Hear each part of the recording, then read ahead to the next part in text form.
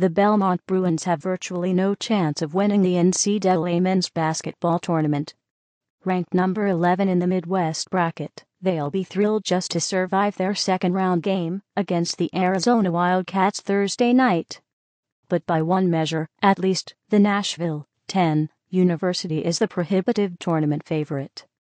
Belmont's men's basketball team boasts a 100% graduation success rate, GSR, a graduation formula that accounts for student transfers. It also scores a perfect 1,000 in the NCAA's academic progress rate, APR, a formula set up in 2004 to reward teams whose students stay academically eligible and stay in school. Recommended, March Madness 2013, wilder than usual. In fact, if teams advanced in March Madness based on academic achievement, Belmont would be national champion, according to a simulation by the website Inside Higher Ed. Recent years have shown progress in bringing up the academic standards of teams in the NCAA tournament. The average GSR for this year's men's teams is 70%, up from 67% last year, according to an analysis by Richard Lapchick, director of the Institute for Diversity and Ethics in Sport at the University of Central Florida in Orlando. New restrictions on postseason play for teams that don't make benchmark academic scores are having an effect. The University of Connecticut men's team, 4-1, has to sit out March Madness this year because of its academics. But more tweaks such as adding incentives to coaches' contracts or raising the NCAA's benchmarks are needed, said Mr. Lapchick and other reform advocates in a press call Thursday. A review of 50 college football and basketball coaching contracts shows that average bonuses for athletic achievements were 11 times greater than bonuses for academics, said Tom McMillan, a former Maryland congressman and University of Maryland basketball star, who now serves on the University System of Maryland Board of Regents. It's time that universities start treating coaches as if they are also teachers and mentors, said Education Secretary Arne Duncan during the press call. Too often today, coaches are for some reason disconnected from their university. That must stop. They must see themselves and be seen by the community as protectors of their student athletes' best long-term interests. Colleges could also insert clawbacks into coaching contracts, which would allow them to recoup bonus money if problems relating to academic performance are uncovered after a coach has left, Mr. McMillan said. The coaching fraternity is wary of such ideas, saying coaches already have clear incentives to improve academics.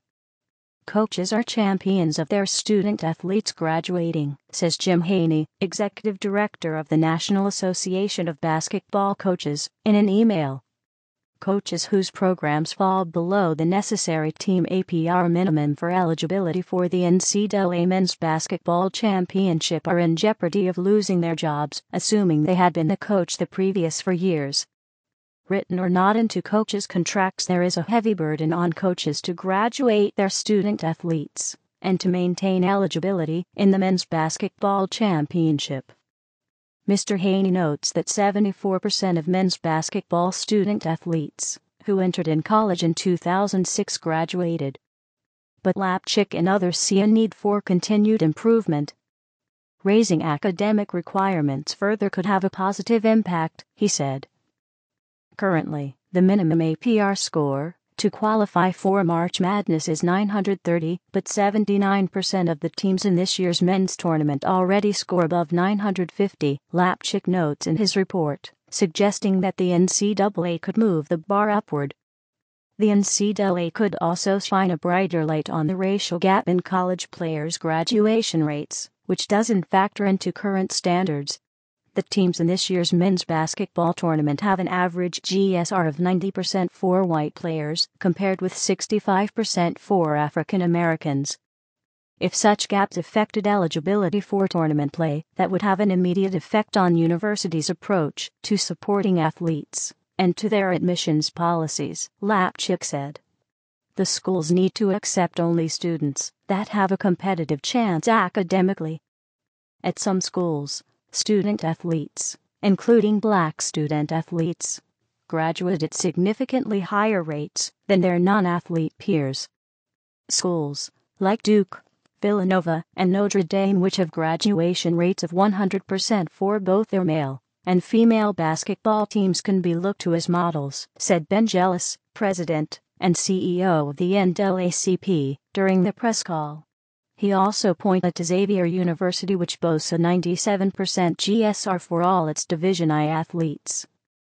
Xavier attracted national media attention in 2010 for a particularly tenacious nun, an academic advisor, who knocks on players' dorm room doors to be sure they stay on track to graduate.